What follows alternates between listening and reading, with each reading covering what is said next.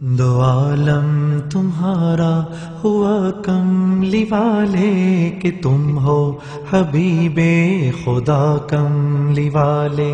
دو عالم تمہارا ہوا کملی والے کہ تم ہو حبیب خدا کملی والے.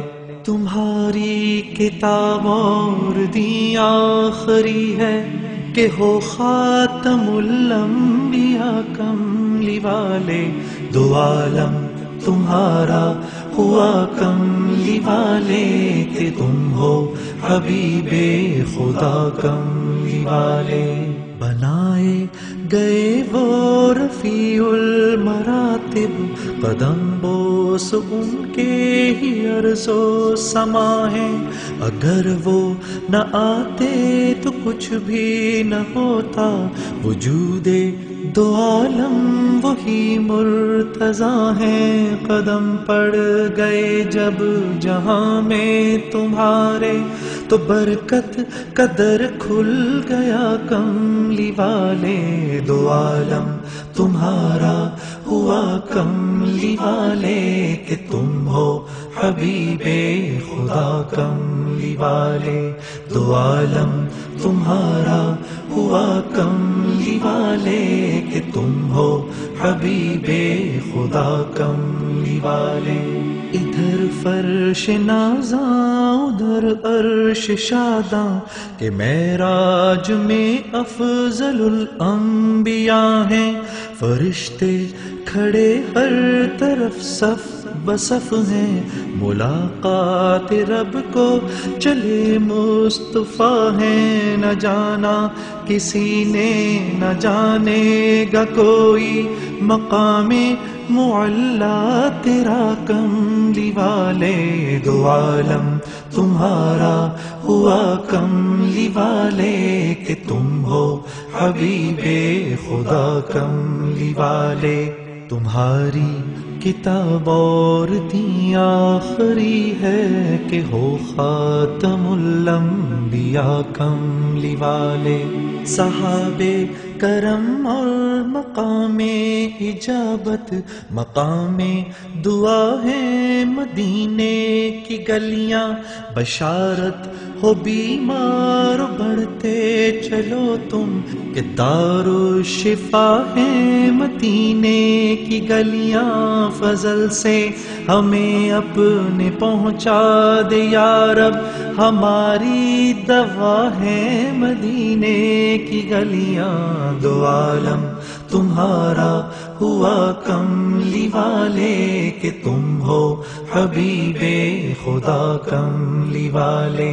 دو عالم تمہارا ہوا کملی والے کہ تم ہو حبیب خدا کملی والے. تمہاری کتاب اور دین آخری ہے کہ ہو خاتم الانبیاء کملی والے. تمام انبیاء آپ کے مقتدی ہیں. امامت تیرا مرتبہ کملی والے. دو عالم تمہارا ہوا کملی والے کہ تم ہو حبیب خدا کملی والے. تیری برکت نقش پا کملی والے. یہاں پر تیرا مرتبہ کملی والے. دو عالم تمہارا ہوا کملی والے کہ تم ہو حبیب خدا کملی والے. Father, grandfather, man of commerce, religious leader, statesman, and when the occasion required, as a military leader as well. At every turn in his eventful life, his qualities of mercy and tolerance shone through, and we are here to remember that. During his stay in Makkah, again, as you know, he was subjected to disrespect, often outright hostility. There is, however, not a single incident where the Prophet ﷺ did not treat his tormentors with mercy, kindness and tolerance in return.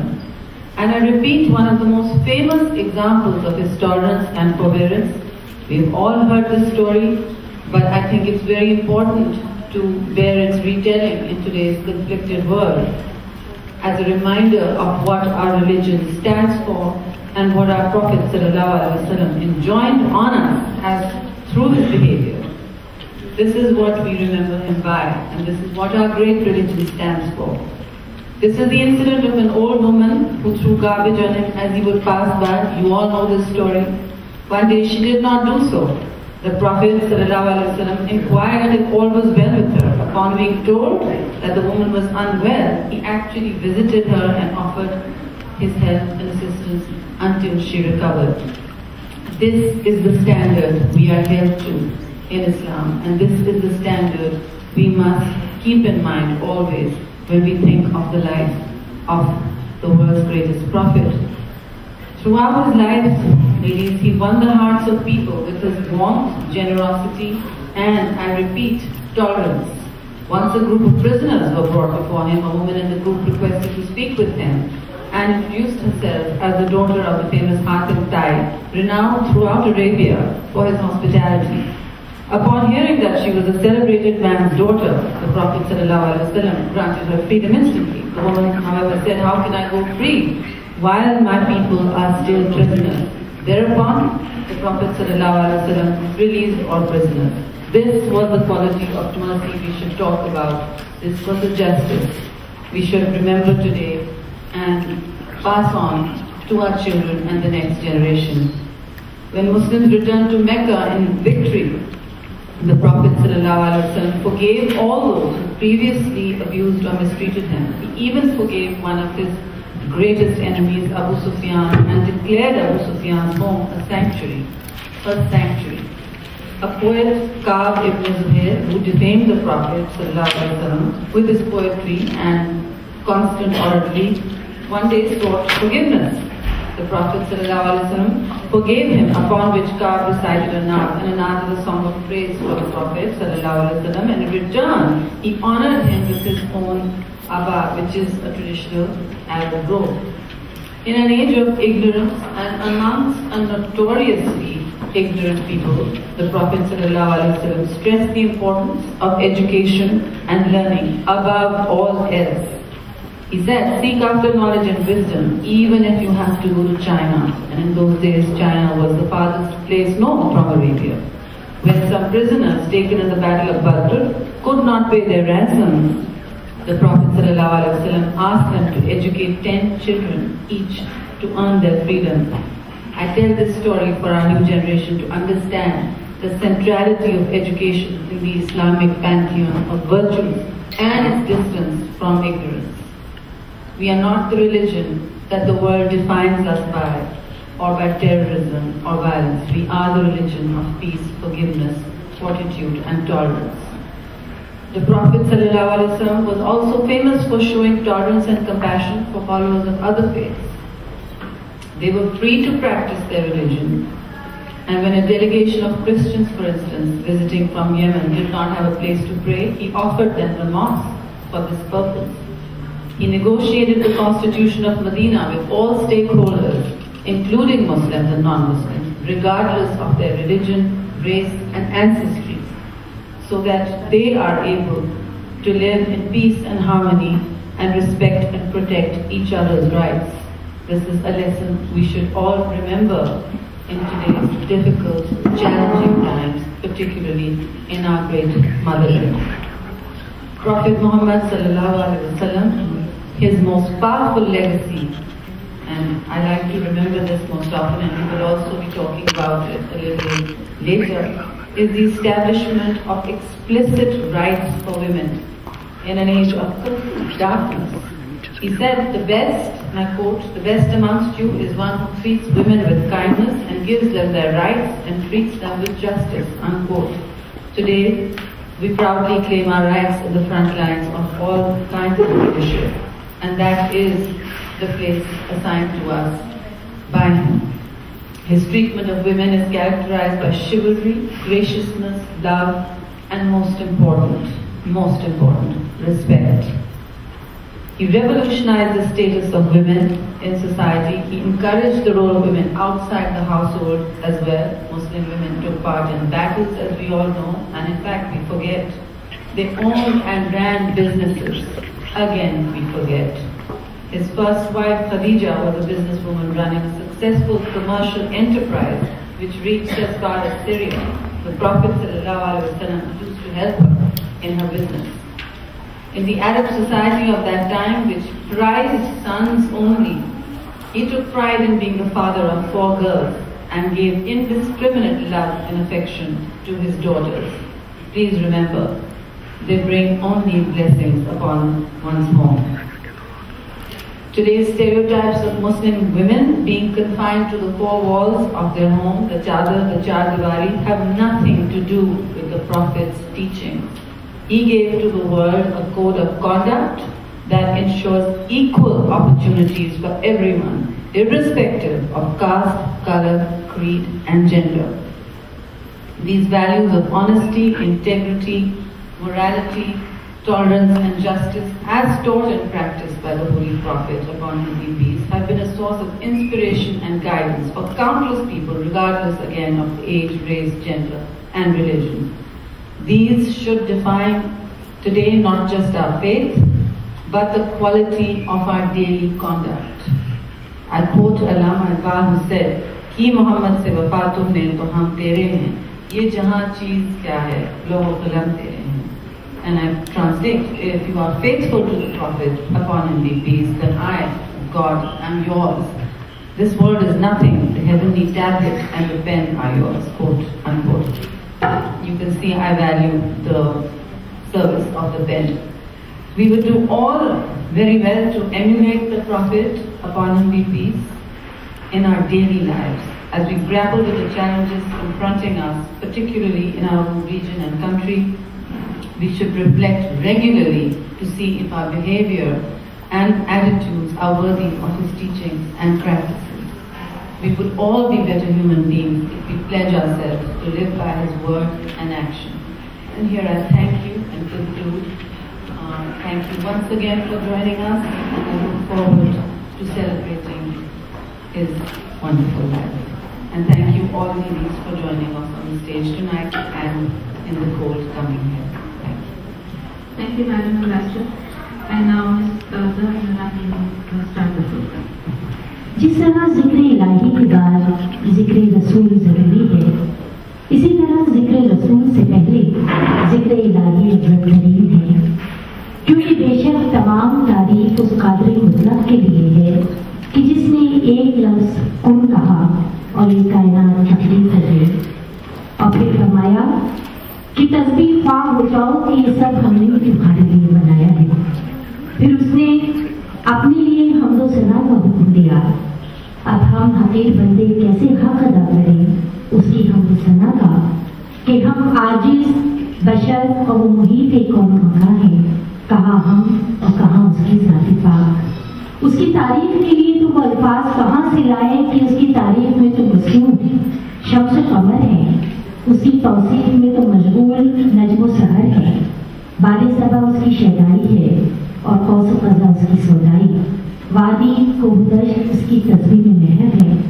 सुबह दम मौज़िन के अज़ान के साथ फूल पत्ते चरिंद परिंद उसके हुजूर सजदारेज़ होते हैं और उसकी हमदो सना करते हैं। आइए हम सब मिलकर उसकी हमदो सना करते हैं। सल्ले अला नबीना सल्ले अला मुहम्मदिन सल्ले अला शफीना सल्ले अला मुहम्मदिन सल्ले अला रसूलिना सल्ले अला मुहम्मदिन ला मौजूद इल्लल्लाह ला मशहूद इल्लल्लाह ला मक़सूद इल्लल्लाह ला माबूद इल्लल्लाह